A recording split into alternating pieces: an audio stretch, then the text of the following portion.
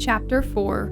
King Solomon was king over all Israel, and these were his high officials. Azariah, the son of Zadok, was the priest. Elihoreph and Ahijah, the sons of Shisha, were secretaries. Jehoshaphat, the son of Elihud, was recorder. Benaiah, the son of Jehoiada, was in command of the army. Zadok and Abiathar were priests. Azariah, the son of Nathan, was over the officers. Zabud, the son of Nathan, was priest and king's friend. Ahishar was in charge of the palace, and Adoram, the son of Abda, was in charge of the forced labor. Solomon had 12 officers over all Israel who provided food for the king and his household. Each man had to make provisions for 1 month in the year. These were their names: Ben-Hur in the hill country of Ephraim, Ben-Deker in Makaz, Shaalbim, Beth-Shemesh, and Elon Beth-Hanan, Ben-Hesed in Arubath. To him belonged Soko and all the land of Hepher, Ben-Abinadab in all Naphath Dor. He had Taphath, the daughter of Solomon, as his wife. Baanah, the son of Ahilud, in Taanach, Megiddo, in all Beth Shean, that is beside Zarethan, below Jezreel, and from Beth Shean to Abel Meholah, as far as the other side of Jokmeam, Ben-Geber, in Ramoth Gilead. He had the villages of Jair, the son of Manasseh, which are in Gilead, and he had the region of Argob, which is in Bashan, 60 great cities with walls and bronze bars. Ahinadab, the son of Iddo, in Mahanaim. Ahimaaz in Naphtali. He had taken Basemath,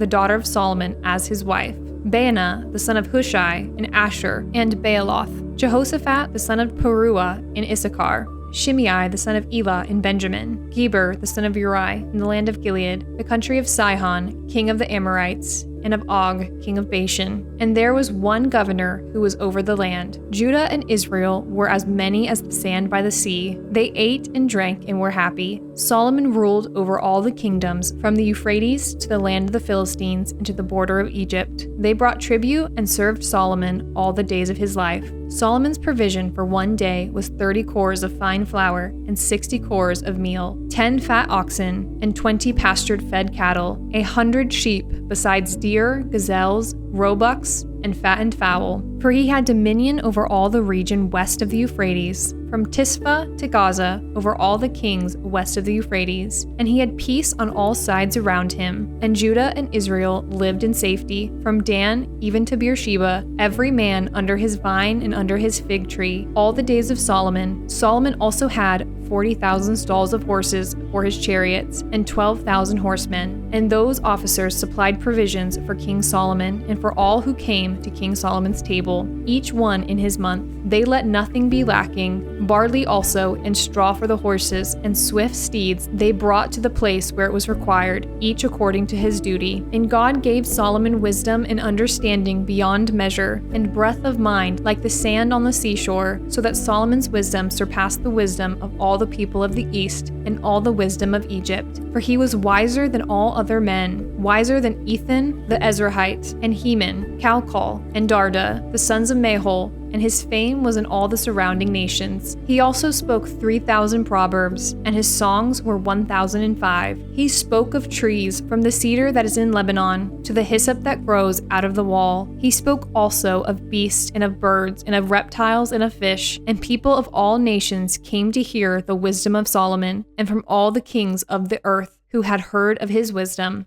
Chapter 5. Now Hiram, king of Tyre, sent his servants to Solomon when he heard that they had anointed him king in place of his father, for Hiram always loved David. And Solomon sent word to Hiram, "You know that David my father could not build a house for the name of the Lord, his God, because of the warfare with which his enemies surrounded him, until the Lord put them under the soles of his feet. But now the Lord my God has given me rest on every side. There is neither adversary nor misfortune, and so I intend to build a house for the name of the Lord my God. As the Lord said to David my father, your son, whom I will set on your throne in your place, shall build the house for my name. Now therefore command that cedars of Lebanon be cut for me, and my servants will join your servants, and I will pay you for your servants such wages as you set. for you know that there is no one among us who knows how to cut timber like the Sidonians." As soon as Hiram heard the words of Solomon, he rejoiced greatly and said, "Blessed be the Lord this day, who has given to David a wise son to be over this great people." And Hiram sent to Solomon, saying, "I have heard the message that you have sent to me. I am ready to do all you desire in the matter of cedar and cypress timber. My servants shall bring it down to the sea from Lebanon, and I will make it into rafts to go by sea to the place you direct. And I will have them broken up there, and you shall receive it. And you shall meet my wishes by providing food for my household." So Hiram supplied Solomon with all the timber of cedar and cypress that he desired, while Solomon gave Hiram 20,000 cores of wheat as food for his household, and 20,000 cores of beaten oil. Solomon gave this to Hiram year by year, and the Lord gave Solomon wisdom, as he promised him. And there was peace between Hiram and Solomon, and the two of them made a treaty. King Solomon drafted forced labor out of all Israel, and the draft numbered 30,000 men, and he sent them to Lebanon, 10,000 a month in shifts. They would be a month in Lebanon and 2 months at home. Adoniram was in charge of the draft. Solomon also had 70,000 burden bearers and 80,000 stone cutters in the hill country, besides Solomon's 3,300 chief officers who were over the work, who had charge of the people who carried on the work. At the king's command, they quarried out great, costly stones in order to lay the foundation of the house with dressed stones. So Solomon's builders and Hiram's builders and the men of Gebal did the cutting and prepared the timber and the stone to build the house. Chapter 6. In the 480th year after the people of Israel came out of the land of Egypt, in the 4th year of Solomon's reign over Israel, in the month of Ziv, which is the 2nd month, he began to build the house of the Lord. The house that King Solomon built for the Lord was 60 cubits long, 20 cubits wide, and 30 cubits high. The vestibule in front of the nave of the house was 20 cubits long, equal to the width of the house, and 10 cubits deep in front of the house. And he made for the house windows with recessed frames. He also built a structure against the wall of the house, running around the walls of the house, both the nave and the inner sanctuary. And he made 2 chambers all around. The lowest story was 5 cubits broad, the middle one was 6 cubits broad, and the third was 7 cubits broad. For around the outside of the house, he made offsets on the wall in order that the supporting beams should not be inserted into the walls of the house. When the house was built, it was with stone prepared at the quarry, so that neither hammer nor axe nor any tool of iron was heard in the house while it was being built. The entrance for the lowest story was on the south side of the house, and one went up by stairs to the middle story, and from the middle story to the third. So he built the house and finished it, and he made the ceiling of the house of beams and planks of cedar. He built the structure against the whole house, 5 cubits high, and it was joined to the house with timbers of cedar. Now the word of the Lord came to Solomon concerning this house that you are building. If you will walk in my statutes and obey my rules and keep all my commandments and walk in them, then I will establish my word with you, which I spoke to David your father, and I will dwell among the children of Israel and will not forsake my people Israel. So Solomon built the house and finished it. He lined the walls of the house on the inside with boards of cedar. From the floor of the house to the walls of the ceiling, he covered them on the inside with wood, and he covered the floor of the house with boards of cypress. He built 20 cubits of the rear of the house with boards of cedar, from the floor to the walls, and he built this within as an inner sanctuary, as the most holy place. The house, that is, the nave in front of the inner sanctuary, was 40 cubits long. The cedar within the house was carved in the form of gourds and open flowers. All was cedar,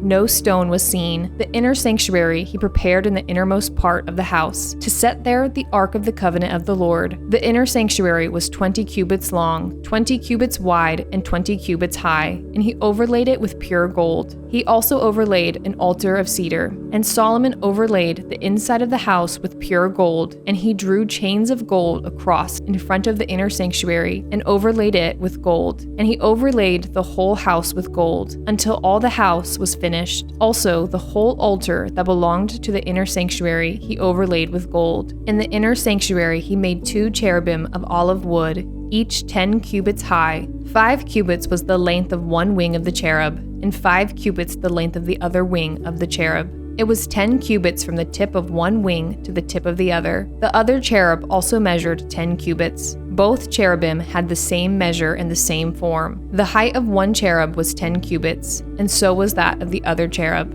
He put the cherubim in the innermost part of the house, and the wings of the cherubim were spread out so that a wing of one touched the one wall, and a wing of the other cherub touched the other wall. Their other wings touched each other in the middle of the house, and he overlaid the cherubim with gold. Around all the walls of the house he carved engraved figures of cherubim, and palm trees, and open flowers in the inner and outer rooms. The floor of the house he overlaid with gold in the inner and outer rooms. For the entrance to the inner sanctuary he made doors of olive wood. The lintel and the doorpost were 5-sided. He covered the 2 doors of olive wood with carvings of cherubim, palm trees, and open flowers. He overlaid them with gold and spread gold on the cherubim and on the palm trees. So also he made, for the entrance to the nave, doorpost of olive wood in the form of a square, and 2 doors of cypress wood. The 2 leaves of the one door were folding, and the 2 leaves of the other door were folding. On them he carved cherubim and palm trees and open flowers, and he overlaid them with gold evenly applied on the carved work. He built the inner court with 3 courses of cut stone and 1 course of cedar beams. In the 4th year the foundation of the house of the Lord was laid in the month of Ziv,